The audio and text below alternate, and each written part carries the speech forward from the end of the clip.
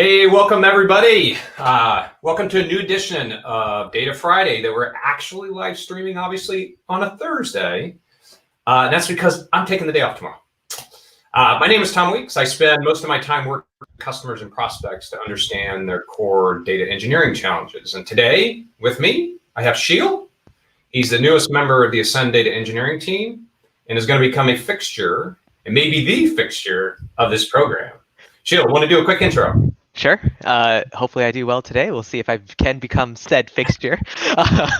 But yeah, my name is Sheil, as Tom mentioned, recently joined the Ascend team. Previously, before that, worked with a lot of startups, and most recently just came out of a startup where I oversaw product engineering and a data engineering team. So really excited to kind of show you some stuff in the Ascend platform today. Awesome. Great. Really great to have you here, Sheil. Bring an incredible perspective to not just the company, but to all of our customers and prospects. So the challenge today that that's really driving today's topic is build velocity. As our customers are moving beyond having to deal with just this ever increasing number of data sources and processing more data volume, they're moving more into a world where the advanced analytic requirements of the business are creating what in technical terms, and hold me honest here, Sheil, is known as a double whammy. And what that double whammy is, thank you for laughing at that. Well, I actually thought you were going to throw a technical term there, so you did throw me off. Come on. So actually, it really is a double whammy. This is when the vice cranks down on us, where there's this ever escalating demand in today's kind of modern digital world for more data systems and actually more complex data systems. So you're getting this increase in demand, while at the same time, this high compression from the business to increase the speed of output. So it's this really difficult situation that the data engineering teams that we work with are under.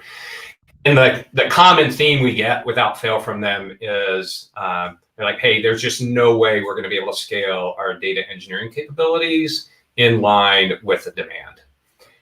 So that's really fueling. Today, we're going to spend most of the time on the demo. We like to spend most of the time in product so you can see it. I just got two really quick setup slides that are going to be important to give you context for what we're going to show you. So first off, just a quick friction points that we're seeing common across all our customers on the build velocity. And most of it's driven by kind of the common evolution that we see into this kind of high code, but definitely imperative-based tool set. And when we talk about imperative, in an imperative system, all the responsibility ends up on the developer to tell the system how to actually execute on the data logic, as well as deal with all the surrounding execution management, like corner case handling, retry logic, error handling, tuning, et cetera, et cetera. So we're in this world of lots and lots of code. So there's just significant build time devoted to the imperative nature, and what I'll refer to later on too is kind of the how related to the code. This code nature and complexity nature also now puts a bottleneck on a handful of high-skilled developers. And so even if companies can expand their teams, it's difficult to hire the type of talent that can work on these imperative-based systems. And lastly, just the complexity then makes the iteration cycles difficult.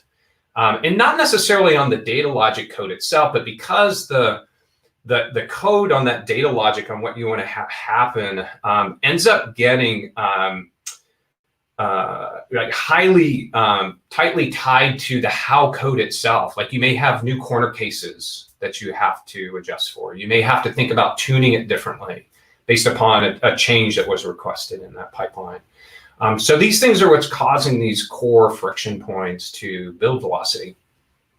So last slide here before we hit the demo, the four key capabilities you're going to see here, and one in particular, which was the title that I'll get to, is first of all, declarative-based system. We're not imperative-based, it's declarative-based. The developer spends their time talking about or writing code based upon the data logic, and the system itself will take care of the how. And you'll see this happening as Sheil is going through the demo. The second thing is the data logic still is code. And this is what's really kind of, in my mind, is really kind of magical about this. We're not removing code from the equation. We're just allowing the data engineer to spend their time writing code related to data logic. Means they can build instantly. We get this feedback all the time, where the data engineers are super excited about being able to drop into our product and kind of instantaneously start writing code with their favorite language of choice, whether it's SQL or Python or Scala, et cetera. And as they're doing this, which you'll see, it's very self-defining and modular, and which enables testing and a lot of other things to happen in a much easier, faster way. So data logic is still code. Very important point. The third thing, which is the real highlight here, is going to be this notion of interactive pipelines. And this is where Sheil's going to be doing lots of real-time inquiry and iteration, getting real-time feedback from what his code and what's happening with the data that allows him to really generate this fast-paced kind of build and experimentation process. And lastly, as he's doing that, right, all of the work underneath that's actually getting executed is being done so on a completely managed, completely scalable, tuned infrastructure that supports the interactivity. There's no human person managing any info or setting anything up or spinning up a cluster, doing this or that to help support this capability. So this is what you're going to see today. We are going to drop into the demo. So take it away, Sheil. All righty, sounds good. So we are in the Ascend platform now. This is what we call a data flow. It's not super exciting yet. It's only got one component. But our goal for today will be to make it a little bit more exciting, let's say. So just a little bit of context here. We're working with taxi cab data. This is kind of one of those well-known sample data sets. I'm going to go ahead and open it up just so we can take a peek inside as to what it is, get some context before we start building it. So in this case, it's just a CSV that we've uploaded into S3. And Ascend has sort of already ingested it. Ascend already knows there's 76,000 records. And, our schema here is fairly straightforward. We've got some pickup times, some drop-off times, looks like some GPS coordinates, some amounts and fees. So yeah, some fairly kind of basic data. This happens to be pretty well structured, although, some of the column names are a little weird and not standardized, but that's the data we're going to be working with today.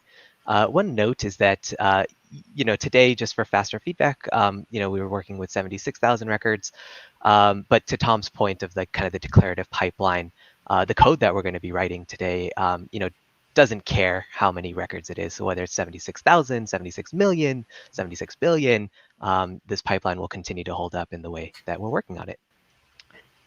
So with that, our example for today is that we're going to be building a pipeline that takes this raw individual taxi cab ride data, and we're going to try to formulate a couple BI reports that are useful.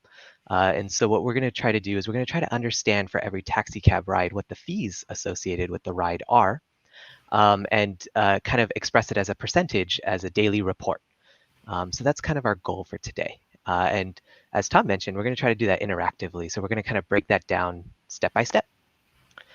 So first things first, now kind of working with this S3 data, we're going to want to kind of just do a basic transform off of it to standardize a couple column names, types, and figure out what all the fees are. So in order to do that, I can actually head into this component and just query it. So what's happening here is I can run a live query against the data that Ascend has ingested. And what that allows us to do is not only kind of see some of the records, but also start figuring out how we want to write the transform. So in this case, I've just pulled a random 100 records that we can use to play around with as we're writing it. So one thing that I noticed right off the bat is that the pickup date time, is coming in as a string. Not ideal, especially since we want to make a daily report. So I think the first thing we can do here is, why don't we go ahead and make that a timestamp?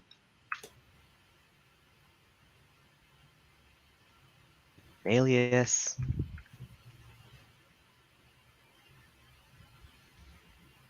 So some autocomplete.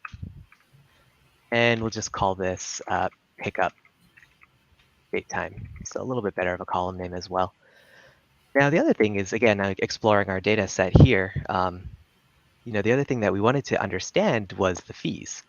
So kind of just going through these columns here, and I happen to have a little bit of prior knowledge as to what this schema is that extra, it turns out, is an extra fee that is charged to the customer. So we're going to go ahead and include the extra column as part of our fees.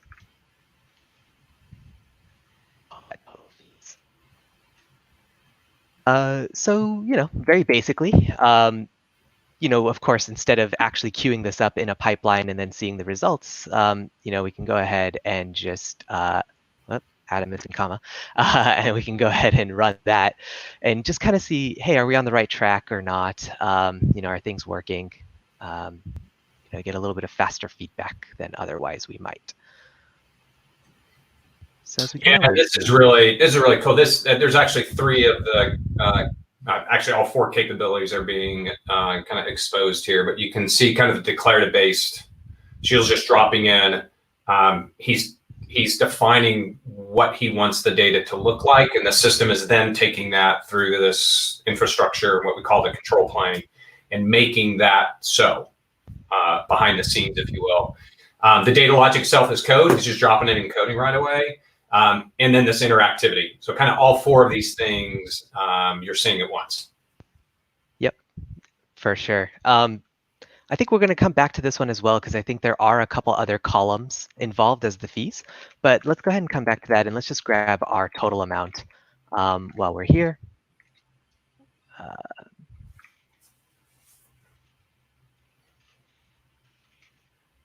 And at this point, I feel pretty good about the transform. So I'm going to remove the limit, and we're going to go ahead and just make that the actual transform component that we want in our pipeline.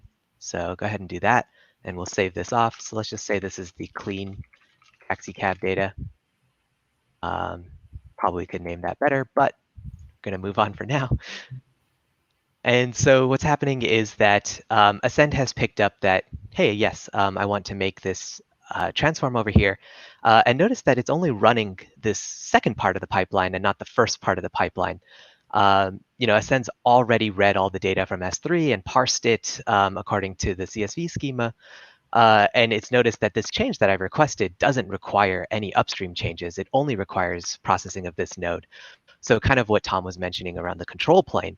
The control plane is really the brain or the logic engine of it all that's figuring out exactly what needs to be done when in order to just get everything into this up-to-date. I'm always happy when I see all these blue up-to-date check marks. We might run into an error today. We'll see what that looks like, but hopefully all these wonderful blue up-to-date check marks. That's the risk of live streaming. That is the risk as well. With what comes at us. So yeah, not only have we sort of cleaned up this data, but we're making some progress towards our goal. So I would say we're not all the way there yet. Our goal was we wanted to understand fees by day and maybe get that ready as like a report in BI tools or whatnot. So as you can imagine, that looks like yet another transform. One thing I didn't mention is that our transforms are possible to write in SQL as well as PySpark. And so, just for today's demo, since the transforms that we're doing are quite simple, they're just in SQL, but I did want to mention that you can use PySpark as well. So both very declarative ways of writing what Tom was saying, the actual logic layer of your code, but none of the orchestration or refreshing of data or anything that's related to, a more traditional orchestration system. So let's go for it. Another transform. Let's call this fees by day. Thank you, Google Autocomplete, for my previous practice run. And so at this point, we're going to, just do something simple here. So let's just say we're going to do a date trunk A and start pickup date time. And let's keep it really, really simple. Let's just make sure that group by and everything is going to be day, and let's just order it. Why not? In this one, Sheil, you're creating a transform directly and not through this interactive query process. Is that right? That's right. That's right. So this time, just to change it up a little bit, I'm just going to create it right here. And so it Great. adds it to the graph immediately. And that's exactly, I think, the point that Tom was kind of showing is that, without that interactive query, I've obviously made some sort of mistake that we can kind of take a look at. And it's here that non-trivial expressions must have an alias.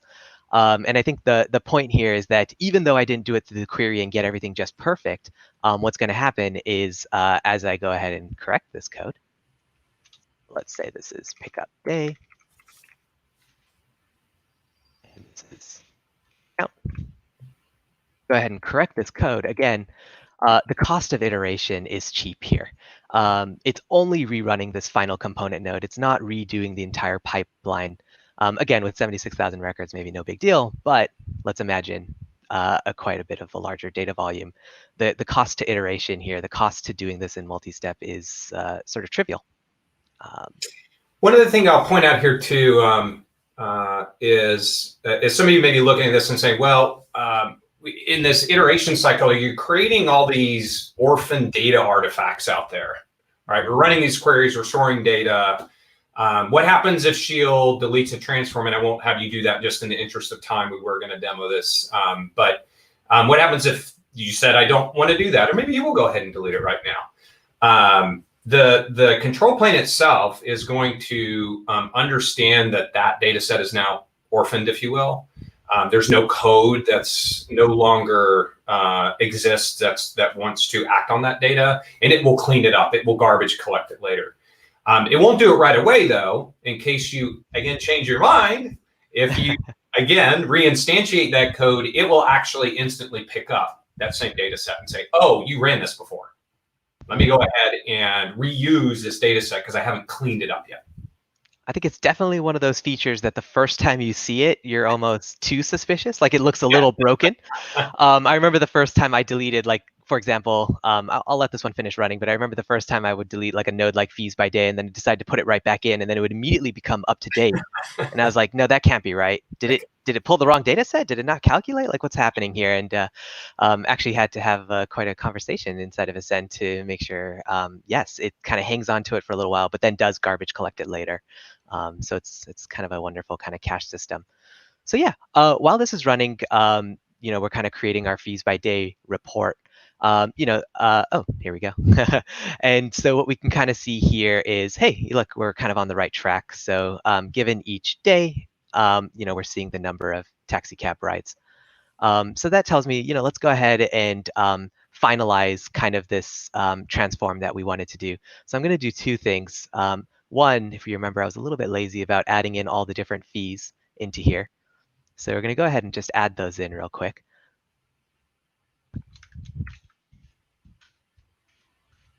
And I'm just going to coalesce them with 0 just in case, in some cab rides they're not there. So we've got this thing called some sort of improvement surcharge that was added in. So these are the main ones that might be considered fees. So as I update this, now we have a more accurate representation of total fees. And kind of what you'll notice that gets happened is that Ascend has figured out, because this middle node has changed, the end node needs to change as well. And then the last thing we'll do here on this end node, even though it's so wonderfully recalculated already, is that we're going to change this to our final actual BI report that we were hoping for. So instead of count, let's go ahead and do a sum of our total fees. Call it total fees again.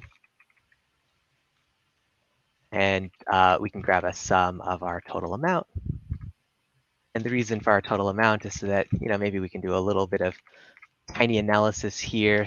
We'll just figure out, what proportion of the fees of the actual total cab ride amounts is it? So we'll just say fee percent.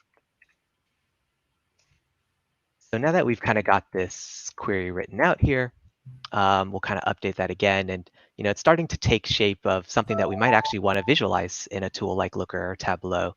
a daily kind of list out of percentage of fees, something that the business might want to monitor to make sure that, fees aren't getting out of line or anything like that. So I'll kind of open this one up in the big records view here so we can see it. And it does look like we've gotten exactly what we were hoping for in terms of a fees percentage by day. Might make a nice graph, not sure. It'll be a wonderful graph. And obviously, this is a super simple example of a data flow. Typically these things will have many more steps and be complex, but I think you can see the process, how quick and interactive it is to continue to build and experiment, and even sometimes sit with the actual consumer or the user and together, right? Look at the data. Hey, what about this? They can say, hey, can you toss this in? And get just the speed of iteration here, super, super fast. Sheila also asked me to throw in a wild card here, not tell him what I wanted to have done. So just in that spirit of me being the user here, we'll see if this may not even be possible. So could you? I'd be really, really interested to see what the precipitation was by day. And I think there's a data set out there already, a data feed actually, that somebody created that was precipitation by day. I'm wondering, can you pull that in and add it to that data set so I could see that in addition? Okay, yeah, sounds good. All right, that was good to buy me a little bit of time to think through where and what and how we might do this. So, I think Tom is referencing that in Ascend we have this concept called data feeds that allow folks to kind of publish something like this fees by day and allow us to use it. So I believe, outside of Pokemon here, we actually do have a precipitation by day that I can subscribe to by sort of clicking on it and hitting the subscribe button. And what that sort of does is it brings in all this hard work that somebody else does. I won't show it the data flow that fetches this from an API and transforms it and brings it in, but it brings us in this precipitation data. So let's see. Now there is one small thing.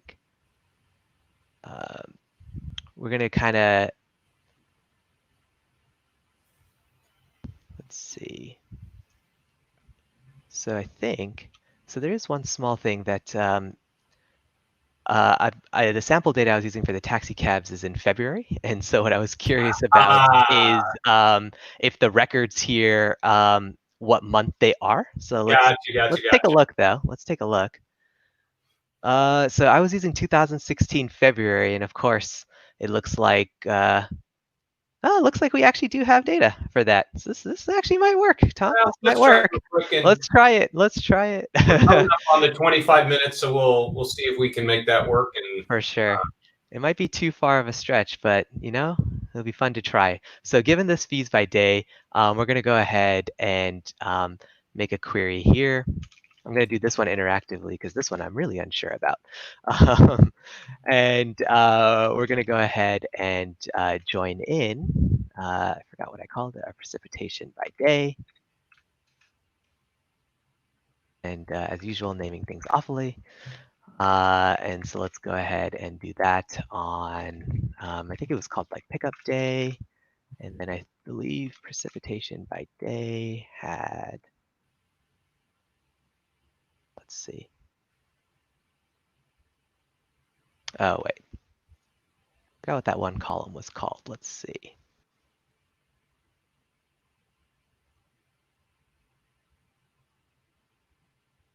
Oh, that's interesting. All right, we're going to do that a little bit more judiciously this time around. I'm going to go back to the source and open it in a new tab is the key.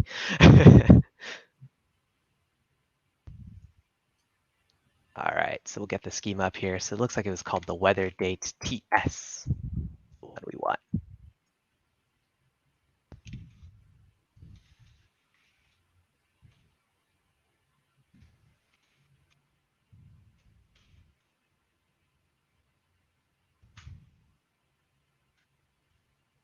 And will actually allow us to select stars so we can see all of those. So let's see. let's give that a shot. All right, it's thinking about it. I'm liking what we're seeing so far already, where there is precipitation data here against our pickup day. So yeah, that's looking pretty great. February 2nd, rainy day, turns out. I don't know what precipitation 17 means, but that's something for later. So yes, as usual, we can convert this to a transform and yeah, get that part of our production data pipeline if we wanted to. So yeah. Great, awesome, Sheil. That was fantastic. Thank you. And thank you for having me not throw you on that.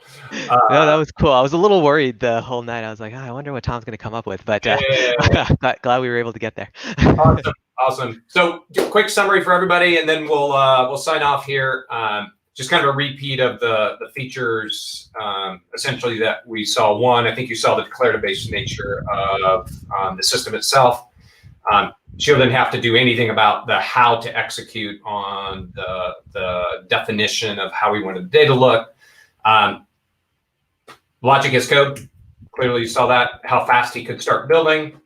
The interactivity, a couple of times went back and forth using that great interactive feature that helped with the speed, and never did you see anybody touching an infrastructure component and making sure connecting to something, et cetera, all kind of under the hood and visible to you. So awesome. Thank you for watching. Hopefully you will subscribe. A lot of great content that we're putting out, and hope to see you next time. And I'm going to have a nice day off tomorrow. Take care, everybody. Thank you.